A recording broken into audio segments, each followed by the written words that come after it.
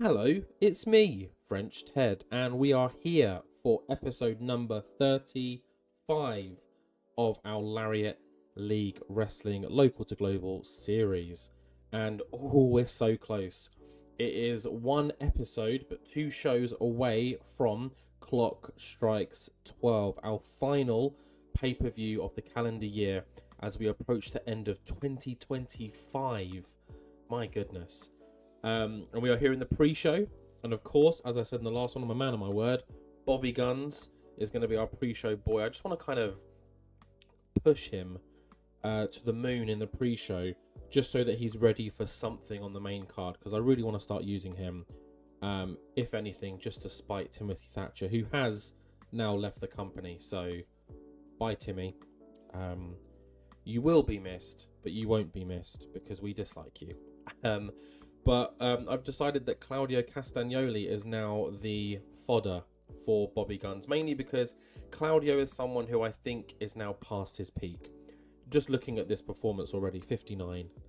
So I think with Claudio, he's someone that probably just going to milk some matches like this with him and just quietly release him. I don't think he's got a place in the company, because, you know, we've got a bunch of huge talent everywhere else, some really young, emerging people. I mean, what's his name? Leon Slater defeated Claudio in an amazing performance, and had a great match with Tyler Bate. Michael Oku is another one that I want to, you know, start pushing up a little bit.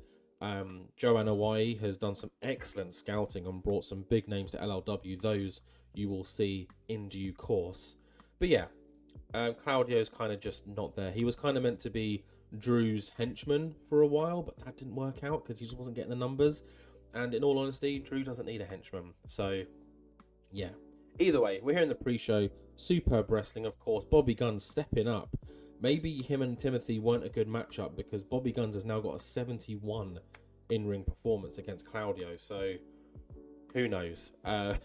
It's maybe his consistency is a little bit low, but yeah, Bobby Guns, great performance here, gets the win, makes Claudio tap with his signature Boston Crab, 66 overall. Not bad, not great, but it's way above the 59 threshold, so that's all that matters. But it is a pre-show match, so it doesn't matter, if that makes sense. Yeah. Either way, this show, we've got one semi-final match, and the next show we have a second semi-final match, because that's how it works. So in this episode, we will find out the first finalist, or actually, in this episode, we'll find out the first and second finalist, but in this show, we'll find out the first finalist for the London's own championship match at Clock Strikes 12. But before all of that, because they will be main eventing both shows, we have a whole host of other matches, and we start this show with our queen of the Lariat League, number one contender, Steph DeLander, as she takes on a former queen of the Lariat League, Heidi Katrina. And in a good match, Steph DeLander defeats Heidi Katrina in 19 minutes with the TKO flatliner, and it looks like Heidi Katrina sustained an injury during the match, which I imagine negatively impacted, penalised for being disrupted by injury. Yeah, so 44, not the best. Looking at the numbers here, Heidi's would have been a little bit higher than that. So it probably would have been maybe 55, 56 rating overall. But either way, it's okay. Heidi got chronic upper back pain. Steph DeLander with a 56, Heidi with a 50. Heidi off her game. Well, I mean, you would be if you've got chronic upper back pain. Let's just hope that there's not a road agent note telling us that Steph caused it. Because the last thing we want is an unsafe worker who could injure Rina Yamashita, because, you know, we love Rina, but hey ho, you know, Steph could injure her and become champion. We could get another Heidi Katrina situation, you never know. But yeah, let's take a look. No, nothing, no notes at all. So it was Heidi herself. Maybe she's the unsafe worker. But post-match, while Heidi's being stretchered away, Steph DeLander, which anything, it just helps her, makes her look more powerful, I guess, just does a little self-promo, just saying, you know, I'm relatively new to the Lariat way, but I feel like I've come in here and this business fits me like a glove. Rina, you're a formidable wrestler. You've, you know, wrestled across the world. You've made London your home, but I think London is more of a London place than anything. I'm stretching here, but either way, Steph DeLander just calling Rena out, just saying that your time has come. Clock strikes 12. The referee will be counting to 3, and I will be the new queen of Lariat League Wrestling. So yeah, nice little promo. 41, nothing special. I'm kind of really pinning my hopes on the main event to give us a high rating. And that main event, of course, being Pac against Tyler Bate. That's going to be interesting. A former king of the Lariat League and the Bastard Pac, which means the other semi-final in the next show is Cara Noir taking on Ricky Knight Jr. Which, to be honest, it's so hard picking winners for these. I'm very tempted for the Cara Noir Ricky Knight one to just leave it up to fate. Because I think either of those men could be great. But hey ho, let's just focus on the now. So yeah, nice little Steph DeLander promo, win-win, 41, not bad, not great. We can only go up from here, we hope. Following on from this though, we've just got a random, one-on-one bout. It is Michael Oku, someone that we mentioned earlier, taking on Chris Brooks. Chris Brooks, who's kind of Mr. Consistent. He gets the okay-ish numbers, which is enough to lift anyone or carry a good match. And here we've got a superb match with superb wrestling and good heat. And Oku gets the win with the half crab. Half of Bobby Gunn's finisher, but it does exactly the same job. Oku with a 62 overall and Chris Brooks with a 68. Good old Chris Brooks. All that wrestling in Japan has definitely helped him, own his craft. Chris Brooks has a hot new move. Love that. Got the crowd hotter. Love that. 70. Love that. So can't complain. Just a nice little exhibition match because it's good to have them sometimes. But following on from this though, we've got a pre-recorded video from earlier in the night backstage. It is Tyler Bate just talking about his semi-final match with Pac. Saying, a former king of the Lariat League. I've loved every second of being in LLW. William Regal is a genius mind. William Regal has created something that's not only fantastic in the world of wrestling, but fantastic in the world of British wrestling and Britain itself. Something that, many companies have tried and failed in recent years, really putting British wrestling back on the map. And as a proud British wrestler, it would be an honour to become London's own first champion. But, I can't look too far ahead because tonight I've got a match up with Pac, who is one of the best in-ring talents that Great Britain has produced in the last, 10-15 years. So, to be the best, you have to beat the best. So Pac, you best believe I'll be bringing my best. So yeah, nice little promo here from Tyler Bate. 77, as we said already, former king of the Lariat League. He knows what he's doing in the ring. He produces psycho numbers, so it should be a really, really good main event. But before that main event, William Regal has an announcement because there have been some murmurs, there have been some questions. What the hell is happening with the Prince of the Lariat League title? And William Regal just wants people to calm down. He says, everyone, I haven't forgotten about the title. I have it here. It's on my desk.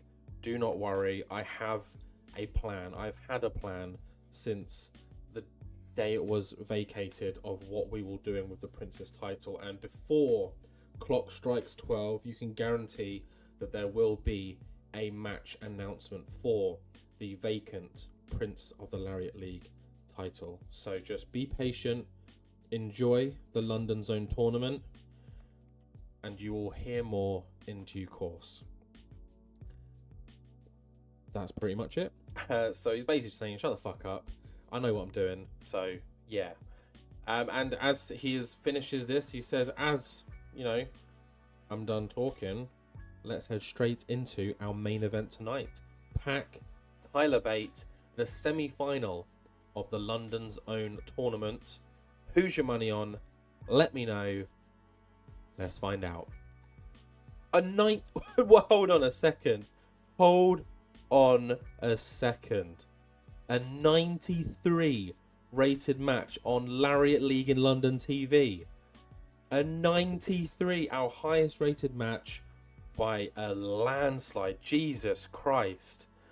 In a bout that had, not superb, fucking fantastic wrestling and great heat, Pac gets the win. He defeats Tyler Bate in a London Zone match by 3 falls to 1. Pac decimates Tyler Bate in the final minutes of this match. Just completely goes, psycho mode. And yet, wow. I did not expect this to be... I was expecting like an 84, 85, if I'm being honest, Not a 93. A 93? Wow. Well, Pac got an 89. Tyler Bate got an 88. There was a lack of psychology, but imagine if there wasn't a lack of psychology. How high would that have been? Wow. I'm speechless. I'm very much speechless. A 93 for a small company, because we're still not bloody medium. I feel like I say this every episode. We are medium, but we're not medium. That's annoying. Hopefully after this show, I get a little email in my inbox going, hey, by the way, French Ted, you're medium, because we deserve it. A 93. Wow. And just to confirm as well, Pac is our first finalist. So he has booked his place in the London's Own final to become London's Own's first champion. Wow, okay. Well, let's finish the show and see what that's done. We kicked off the show with a 40-something, so hopefully this has shot us right up there. And it has, an 82 rated show. Love that. Oh, and also, we're in the Crystal Palace Theatre because the game suggested it, which means our popularity must have increased slightly to warrant that. So that's very exciting, which means we should now be 1 point away. And as I've said before, I don't look at that popularity screen until the end of every month with you guys. So so when you see the numbers, I see the numbers. But yeah, an 82, amazing. Not much happened in this one, except an exceptional main event. Pac is in the final. Cara, Noir, Ricky Knight Jr. You've got a lot to do to even touch that. But yeah, that's it for this one. I'm going to go ahead and book our week 4 show, which is our final show ahead of Clock Strikes 12. So yeah, I'll see you guys in a mo. Okay, and here we are, the final Lariat League in London taping before our final pay-per-view of the year, Clock Strikes 12. And in this one, we will find out who will face Pac at Clock Strikes 12 for the London's Own Championship. But before all that, Bobby Guns is winning another match. So in a pre-show bout that had superb wrestling and a decent reaction from the crowd, it is Bobby Guns that defeats Tate Mayfair's, someone we haven't seen in a while, with the Boston Crab. 67 from Bobby Guns. Again, pretty good. He's getting better. I think he was like 50, mid-50s, then late 50s, then he hit 70, now 67. So at least he's floating around the high 60s. We will keep track of that though. And I'm sure with every win and every momentum, etc., it will just get better. So a 65 overall, not bad. Tate Mayfair's 59 as well, not bad either, seeing as though he's technically considered as a jobber in LLW. But either way, let's just get straight into the show, where we open up with a little warm-up match. Well, I would say warm-up match, but Joe Anoa'i has already said that he's not going to be in the Knights of the Lariat League title match. It will just be 2 members of his global empire. But Joe Anoa'i is in action up next. It is Madoka Joe, so Joe Anoa'i and Madoka Kikuta taking on the team of Fantasma Mambo, a team that's had a little bit of a rocky, few weeks, especially with El Hijo apparently having Joe Anoa'i whispering in his ear. But let's see what goes down in this opening tag team match. Superb wrestling, of course it is. It's Lariat League in London.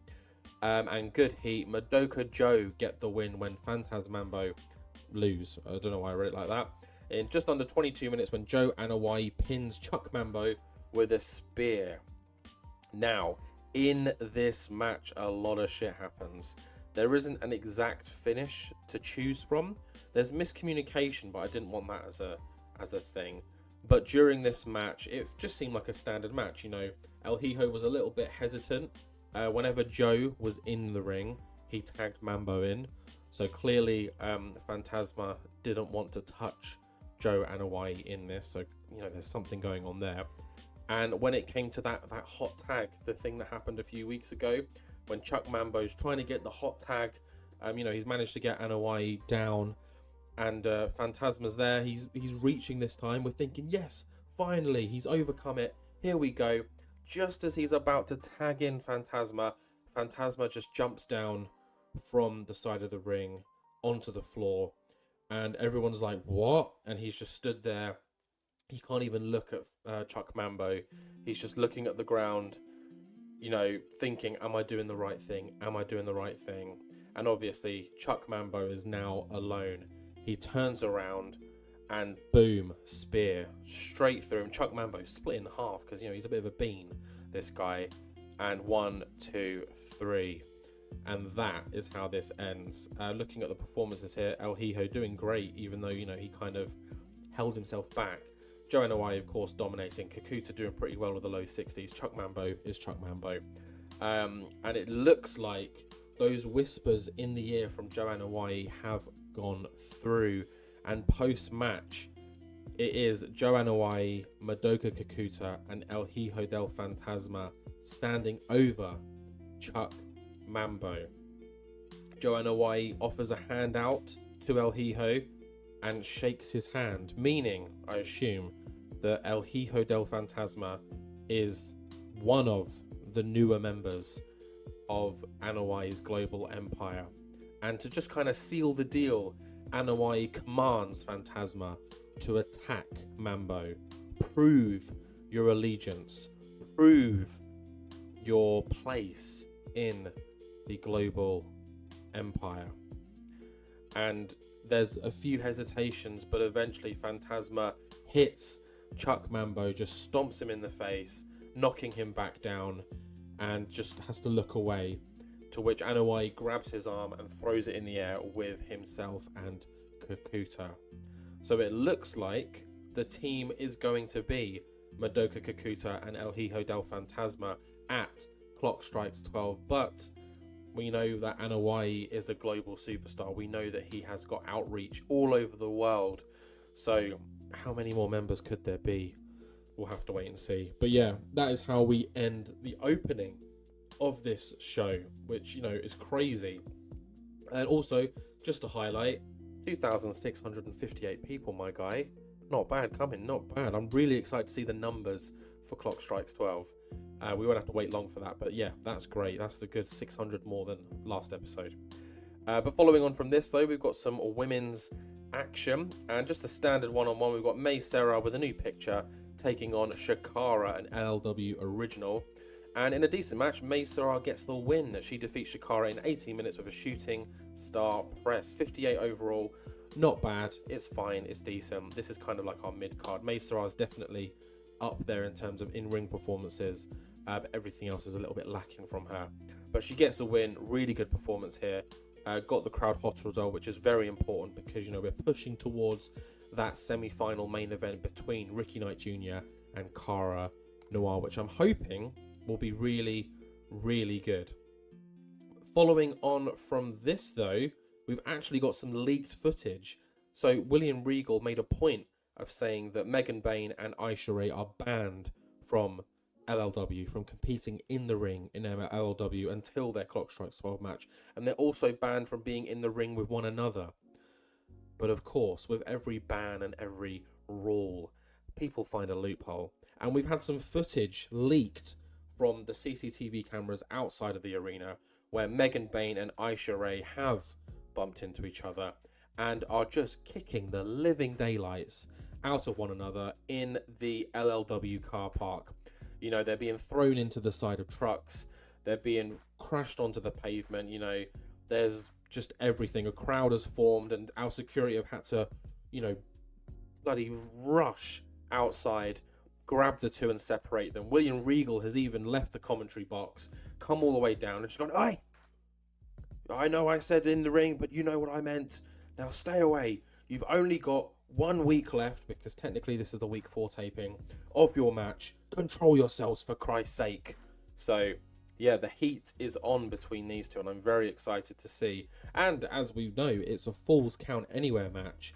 So in the rules of the match, they could end up in a car park for all we know. But yeah, very exciting. Two of our top stars in LLW. Megan Bane, a much newer star. Aisha Ray, again, an LLW original. Yeah, very exciting. 51 overall. It deserves better, I'm being honest. But hey ho, what are you going to do? Now, if my notes are correct, the next match should be our main event. It should be Cara Noir taking on Ricky Knight Jr. One of these men will head to Clock Strikes 12 in our London's own final to face the Bastard Pack. I'm hoping it is up next because I've already done the hype, but my notes have failed me before. Let's just dive in and see what happens. An 81, you know what? It's no 93, but I think that's a really good result for these two men. But in a bout that had superb wrestling, love that word, and great heat, Cara Noir gets the win. He defeats Ricky Knight Jr. in a London's own match in 20 minutes, obviously it's 20-minute time limit, by 2 falls to 1. Now this one went down to the wire. It was at 19 minutes 53 that Cara Noir managed to pick up a pin. 1, 2, 3. And just immediately rolls himself out of the ring, knowing that the 10 count would not beat the final few moments. And obviously Ricky Knight Jr. has to try and compose himself, and wasn't able to even make it to his feet before 20 minutes hit. And this was a classic. Obviously, we're going to compare it to the Pac Tyler Bate match, but ignoring that completely, what a show from these two guys. I remember when Cara Noir first came in, you know, he hasn't improved as much as I'd hoped with others, but he's always put on a consistent display. And Ricky Knight Jr., the growth from this man, unreal. Commiserations at the final hurdle. He doesn't make it to Clock Strikes 12 for that London Zone Championship. But Cara Noir, massive props. I mean, what a guy. So that means our final is set. It is Cara Noir versus Pac for the London's own championship. And that will be in the next episode, along with many, many other matches. But that's not the end of the show, because William Regal comes out to congratulate not only Cara, but Pac and all the other men in the tournament to just confirm the official title matches for LLW's Clock Strikes 12. He comes out and he confirms that the London Zone final will be Cara Noir versus Pac in a traditional London's own match. And because the tournament has been so incredible and there is so much talent in LLW, that William Regal has decided that there will be a special Prince of the Lariat League ladder match, and it will include semi-finalists Ricky Knight Jr. and Tyler Bate, and all of the remaining quarter-finalists, Leon Slater, Dan Maloney, Mark Andrews, but no Shun Skywalker, because he's a naughty boy and didn't turn up. So it will be a 5-way ladder match. And just to confirm again, Leon Slater, Dan Maloney, Mark Andrews, Ricky Knight Jr. and Tyler Bate. 1, 2, 3, 4, 5. Yeah, 5. Sorry. For some reason, when I was counting on my hand, I counted 6. Yeah, so that'll be a 5-way ladder match. And that will open Clock Strikes 12 to decide our next Prince of the Lariat League. And that is how we end our show, with a big announcement. 77. I mean, amazing. Let's be honest. Not as amazing as last one. I know. But still, 77. Baller. I'll take that. And we're going to stay on this screen because, you know, if we go any further, we'll go out to the office and there might be some spoilers on that screen and I don't want you to see. So while we're here, I'm just going to quickly confirm the full match card for Clock Strikes 12, because that is where we will be in the next episode. So to confirm, and this will be the running order of the show, we will open with that 5-way ladder match. So just to confirm again, it's Ricky Knight Jr., Tyler Bate, Leon Slater, Dan Maloney and Mark Andrews in a 5-way ladder match for the Prince of the Lariat League title. Following on from that mayhem is even more mayhem. It will be Megan Bane taking on Aisha Ray in a Falls Count Anywhere match. After that, we will get the Anawai Global Empire, whoever they may be, challenging our Knights of the Lariat League, Ishin and Diamante, aka New Blood, and they've also made an agreement that if New Blood lose, they must join the Global Empire. Following on from that though, we have our women's title match, the Queen of the Lariat League bout between our champion Rina Yamashita and number 1 contender from the London's Calling Battle Royale, Steph Delander. And then we've got, I'd like to say our co-main event, if I'm being honest. We've got the London's Own match for the London's Own Championship. The Bastard Pack, the first semi-finalist who made it to the final, and as you can see on the screen here, Cara, Noir, someone who's been here a while and not really done much, so very exciting to see him in the final. They will face each other to become the inaugural London's Own champion. And then, let's take a breath, our main event, and it's a big one. Hopefully one of our biggest matches that we've ever done. The champion, our king of the Lariat League, Drew Galloway, will put his title on the line against former and longest reigning king of the Lariat League, Ashton Smith, in a last man standing match. And should Ashton Smith lose, he will no longer be able to challenge for the king's title so long as Drew Galloway is our king. So we've got high stakes all around in this show. I'm very excited for it. I hope you guys are too. And I can't wait to book it. So yeah, with that, thank you very much for watching. Please like, comment, subscribe, share, and I will see each and every one of you in the next one.